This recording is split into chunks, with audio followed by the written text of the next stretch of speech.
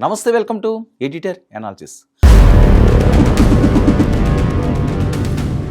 బలూచిస్తాన్ పాకిస్తాన్లో అతిపెద్ద province. Arabia సముద్ర తీరంలో వ్యూహాత్మకమైన ప్రాధాన్యం, అపారమైన ఖనిజ సంపదకు నిలయం. స్థానికుల్లో పాక్ పాలనపై అసంతృప్తి, దశాబ్దాలుగా స్వాతంత్రం కోసం పోరాటం. ఇక బలూచ్ లిబరేషన్ ఆర్మీతో పాక్కు భద్రతా ముప్పు, చైనా ప్రాజెక్టులపై కూడా బలూచ్ తిరుగుబాట్లు. ఇక Baloch liberation army next step ఏంటి? ప్రపంచం చాలా ఆసక్తిగా చూస్తున్న అంశం ఇది.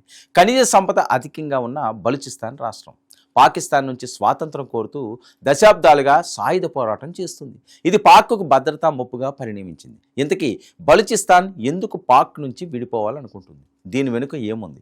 పీఓకే తరహాలోనే బలూచిస్తాన్ కూడా ఇండియాలో కలవాలనుకుంటుందా, లేదంటే పాకిస్తాన్లోని మిగతా 3 ప్రావిన్సులను కూడా బలూచిస్తాన్ ఆక్రమిస్తుందా? ఒకవేళ అదే జరిగితే ప్రపంచ పటంలో పాకిస్తాన్ మాయమైపోవడం ఖాయమా? అసలు Balochistan liberation army next step ఏంటి? బలూచ్ తిరుగుబాటుదారుల లక్ష్యం స్వతంత్ర దేశమా, లేక పాకిస్తాన్లో మరో ప్రాంతాన్ని స్వాధీనం చేసుకోవడమా? బలూచిస్తాన్ ఉద్యమం బలపడితే పాకిస్తాన్ నిజంగానే మొక్కలయ్యే పరిస్థితి వస్తుందా? అసలు ప్రపంచ పటంలో పాకిస్తాన్ లేకుండా పోతుందా? ఇప్పుడు ప్రపంచవ్యాప్తంగా చర్చకు దారితీసిన ప్రశ్నలు ఇవే. బలూచిస్తాన్ పేరు ఇప్పుడు మరోసారి అంతర్జాతీయ రాజకీయాల్లో మారుమోగుతుంది. పాకిస్తాన్లోని అతిపెద్ద ప్రావిన్స్ అయిన బలూచిస్తాన్ భౌగోళికంగా ఎంత పెద్దదో వ్యూహాత్మకంగా కూడా అంతే కీలకమైన ప్రాంతం.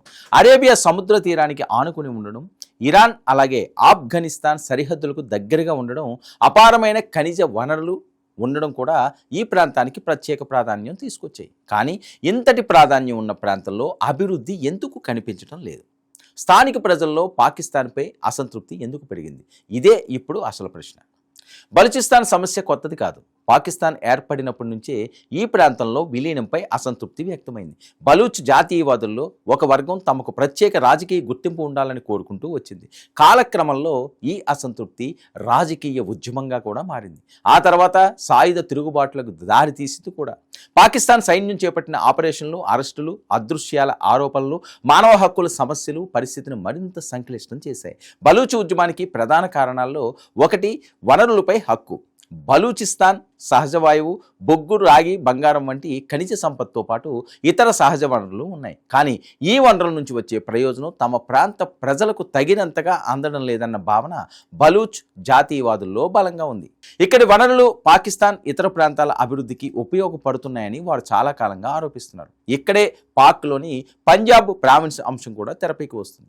పాకిస్తాన్ రాజకీయ, సైనిక వ్యవస్థలో పంజాబ్ ఆధిపత్యం ఎక్కువగా ఉందన్న విమర్శ బలూచ్ జాతీయవాదుల్లో ఉంది.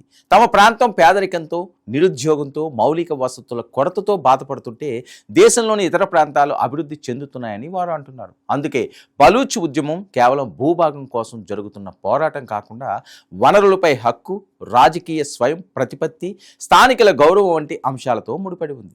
మరోవైపు గ్వాదర్ పోర్టుకు ఈ సమస్యను మరింత అంతర్జాతీయ స్థాయికి తీసుకువెళ్ళింది. చైనా పాకిస్తాన్ ఎకనామిక్ కారిడార్లో గ్వాదర్ కీలక కేంద్రం. చైనాకు, అరేబియా సముద్రానికి నేరుగా చేరుకునే వ్యూహాత్మక మార్గం గ్వాదర్. అందుకే చైనా భారీ పెట్టుబడులు పెడుతుంది. కానీ బలూచ్ జాతీయవాదులు మాత్రం తమ భూమిపై జరుగుతున్న ప్రాజెక్టుల్లో స్థానికులకు తగిన ప్రాధాన్యం లేదని ఆరోపిస్తున్నారు. ఇదే కారణంగా చైనా ప్రాజెక్టులు కూడా బలూచ్ తిరుగుబాటుదారుల టార్గెట్గా మారాయి. చైనా పౌరులు, చైనా కంపెనీలపై దాడులు జరగడం బీజింగ్కు ఆందోళన కలిగిస్తుంది. పాకిస్తాన్ సైన్యం కూడా ఈ ప్రాంతంలో భద్రతను పెంచింది. అంటే బలూచిస్తాన్ సమస్య ఇప్పుడు పాకిస్తాన్ అంతర్గత వ్యవహారం మాత్రమే కాదు, చైనా పెట్టుబడులు, గ్వాదర్ పోర్ట్, అరేబియా సముద్ర భద్రత వంటి అంశాలతో అంతర్జాతీయ వ్యూహాత్మక సమస్యగా మారింది. అయితే బలూచిస్తాన్ విషయంలో ఒక కీలక ప్రశ్న ఉంది. ఈ ఉద్యమం లక్ష్యం ఏమిటి? భారత్లో కలవడమా, లేక స్వతంత్ర దేశంగా మారడమా? ప్రస్తుతం బలూచ్ జాతీయవాద ఉద్యమంలోని ప్రధాన డిమాండ్ స్వతంత్ర బలూచిస్తాన్. బలూచ్ నాయకత్వం స్వతంత్ర బలూచిస్తాన్ అనే ఆలోచనను ముందుకు తీసుకువెళ్తుంది. ఇంకోవైపు పీఓకే విషయంలో భారత్ తన భూభాగంపై పాకిస్తాన్ ఆక్రమణ చేసిందని చెబుతుంది. పాకిస్తాన్ ప్రభుత్వం పీఓకేను పట్టించుకోవడం లేదని, తాము భారత్లో కలుస్తామని పీఓకేలో తరచుగా డిమాండ్స్ వినిపిస్తూ వస్తున్నాయి. అదే తరహాలో బలూచిస్తాన్ కూడా ఇండియాలో కలవాలని కోరుకుంటున్నట్లు కొంతమంది బలూచ్ ప్రజలు సోషల్ మీడియాలో పోస్టులు పెడుతున్నారు. కశ్మీర్ పూర్తిగా భారత్లో విలీనమయ్యాక అక్కడ మోదీ సర్కార్ భారీగా అభివృద్ధి పనులు చేస్తుంది. కశ్మీర్ అభివృద్ధిని చూసి కొంతమంది బలూచిస్తాన్ ప్రజలు, కొంతమంది పీఓకే ప్రజలు తాము ఇండియాలో కలవాలని కోరుకుంటున్నట్లు సోషల్ మీడియాలో చర్చ జరుగుతుంది. అయితే బలూచిస్తాన్ భూభాగానికి ఇండియాతో నేరుగా సంబంధం లేదు. దీంతో ఇండియాతో కనెక్ట్ అయ్యేలా సింధ్ ప్రావిన్స్ కొంత భాగాన్ని ఆక్రమించాలని బలూచిస్తాన్లో వినిపిస్తున్న డిమాండ్. ఇంకొందరైతే ఏకంగా పాకిస్తాన్లోని మిగతా 3 ప్రావిన్సులను బలూచిస్తాన్ లిబరేషన్ ఆర్మీ ఆక్రమించి పాకిస్తాన్ ప్రపంచ పటంలో లేకుండా చేయాలని డిమాండ్ చేస్తున్నారు. అయితే బలూచ్ ఆర్మీ నెక్స్ట్ స్టెప్ ఏంటన్నది తేలాల్సి ఉంది. పాకిస్తాన్లోని పంజాబ్, సింధ్, ఖైబర్ పఖ్తూన్ఖ్వా ప్రాంతాలను ఆక్రమించే స్థాయిలో బలూచ్ సాయుధ సంస్థకు ప్రస్తుత సైనిక సామర్థ్యం లేదు. అయితే అసలు ప్రమాదం మరో చోట ఉంది. బలూచిస్తాన్ తిరుగుబాటు మరింత బలపడితే పాకిస్తాన్ భద్రతా వ్యవస్థపై భారీ ఒత్తిడి ఏర్పడుతుంది. ఇప్పటికే పాకిస్తాన్ ఆర్థిక సమస్యలు, రాజకీయ అస్థిరత, ఉగ్రవాదం వంటి అనేక సవాళ్లను ఎదుర్కొంటుంది. మరి ఈ పరిస్థితుల్లో బలూచిస్తాన్ పెద్ద ఎత్తున సాయుధ పోరాటం కొనసాగితే సైన్యం వనరులను భారీగా అక్కడే కేంద్రీకరించాల్సి ఉంటుంది. ఇదే సమయంలో ఖైబర్ పఖ్తూన్ఖ్వా కూడా తీవ్రవాద సమస్య ఉంది. సింధ్లో కూడా రాజకీయ ఆర్థిక అసంతృప్తి ఉంది. పాకిస్తాన్ మొత్తం వ్యవస్థలో ప్రాంతీయ అసమానతలపై చర్చ ఎప్పటి నుంచో ఉంది. అందుకే బలూచిస్తాన్ ఉద్యమం ఇతర ప్రాంతాల్లోని అసంతృప్తికి ప్రేరణగా మారుతుందా అన్నది ఇస్లామాబాద్లో మరో భయం. ఇక బలూచిస్తాన్లో పరిస్థితి మరింత దిగజారితే భారత్కు మాత్రం వ్యూహాత్మకంగా కొన్ని ప్రయోజనాలు ఉండొచ్చు.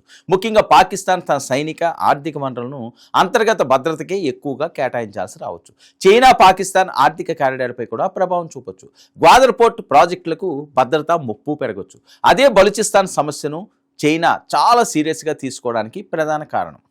ఇక గ్వాదర్ పోర్ట్ చైనాకు సముద్ర మార్గాలు, ఇంధన భద్రత, పశ్చిమ చైనా ప్రాంతాలకు ప్రత్యామ్నాయ వాణిజ్య మార్గాల విషయంలో ఇది వ్యూహాత్మక ప్రాజెక్టు. అందుకే బలూచ్ తిరుగుబాటు పెరగడం బీజింగ్కు కూడా పెద్ద తలనొప్పి.